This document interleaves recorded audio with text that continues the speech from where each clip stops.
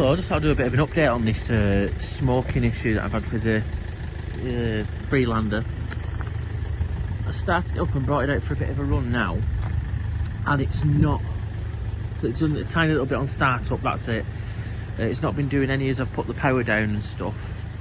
So I'm just going to wait now until I get it up to temperature, because last time it was up to temperature and you accelerated away, it was just billowing out of smoke, and then when you brought it down to an idle, it was just constantly pumping it out,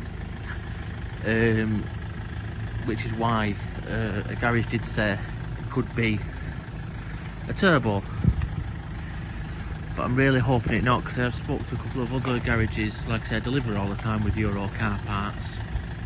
I've asked another couple of garages and they seem to think it doesn't sound like it could be that, because I've got no loss of power, no engine codes or anything like that.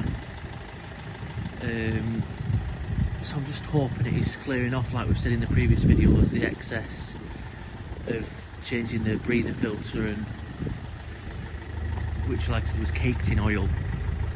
So that's what I am hoping. So we'll get it up to temperature, have a little bit of run around in it, and hopefully it doesn't start kicking out smoke at the back. If it does, you will know by the end of this video, and I can try to get to the end of it and find out what is the issue. But fingers crossed, touch wood, there we go, touch wood, it's nothing, and it's just doesn't need a turbo. It really is bothering me, this. Like I said, if it's going to have one, it's going to have one. I can't get around it. I'm not going to write it off because of that. It will get sorted, which is something I'd rather not do when there's other things that can be done with it. I know I said in the previous video as well, I'm going to be taking this off soon. These rails on the roof, as you can see, they're all cracking and stuff, so I'm going to refurbish them myself. And once I've got that off, obviously it's got to be a better weather than what we've currently got here in Manchester, and I'm sure all over the country is not far different to our weather at the moment. One minute it's sunny, next minute it's lashing it down. I will also then do a video on how to take this hard top off and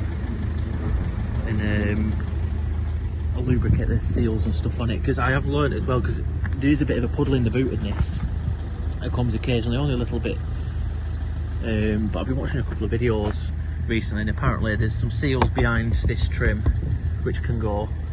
Some people just silicone it at the top, some people buy the new seals. So I'm going to try that, see if that rectifies it. It's not too bad, but I have also seen on other videos, which I don't think it can be deliberate, but if you look underneath, I'm not going to do it now because I'm not taking the carpet out, but if you open this up and take all the carpet out, there's like this bucket frame underneath, if you'd call it, I don't know what you'd call it, is actually a separate part to that. It's like must be welded in or bonded in place or something. And there's some videos where people have got hose pipes shooting from underneath the car, and they're just shooting water straight through underneath, which is then leaking into the boot. So that is another thing I need to check at some point, because it seems like quite a few owners have had that issue. So I don't know if it's just a dodgy seal, rubbish weld, I don't know, but I imagine it's just a case of you could seal that up. So that's two things I'm going to try to see if it rectifies the water leak.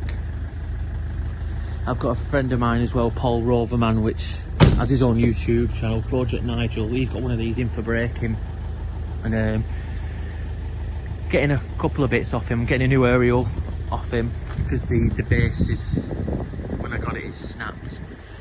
The aerial snapped inside the base, and the base is all fractured as well, so it needs replacing. So I'm going to get that off him.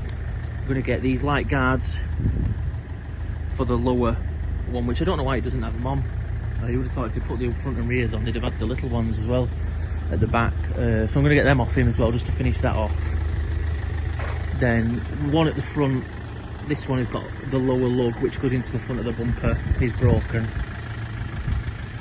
So I am going to get that off him as well. There's a couple of other bits, like a battery clamp this doesn't have for some reason. and I'm sure I'll find other bits when I go and have a look at it, but yeah, fingers crossed. This, see what, let's have a quick try of it now, see if it does anything now. It's not quite up to temperature yet, it's only a quarter of the way, but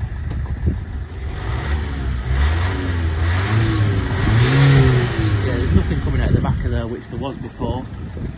So, again, touch wood, and we'll know by the end of this video if I've got away with that by changing what I have changed, or could be something a bit more expensive.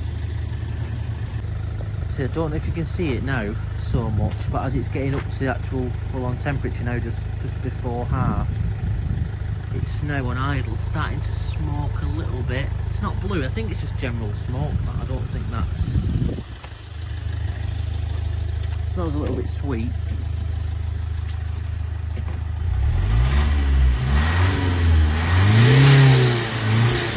Yeah, it's general smoke, I think that.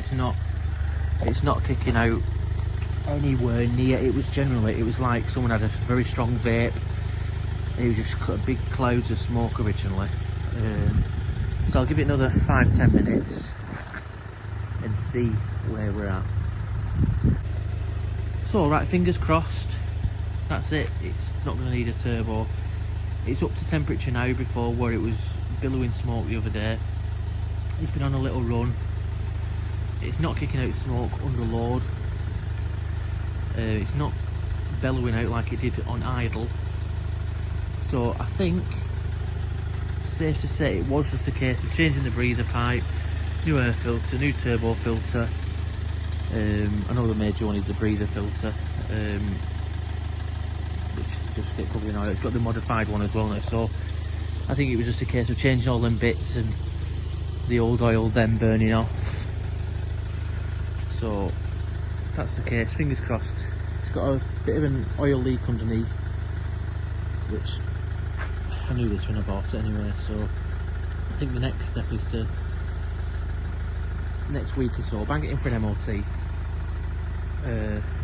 see what comes back on that, and then go from there of what to fix along the line. I know one of the rear brakes are binding as well, so that needs to be sorted. I imagine it's probably going to need discs. There's drums at the back, but I think it's going to need discs at the front. Yeah, it's going to need discs and probably pads at the front. It needs a full major service as well. I might just go the whole 9 yards on the service and change the injectors and stuff as well. So I don't know, is it really necessary when it's not throwing any faults? But I'm one of those, I like to change everything, then I know that's done and it's not going to cause me an issue in the future. So it's probably what I'll do, is just change everything. But like I said, first things first, bang it in for an MOT, see what comes back, and then we'll have, no doubt, quite a few videos on stuff to fix along the way. But touch wood, for now, Gloria, the old girl, is running lovely. Thanks for watching, and see you in the next video.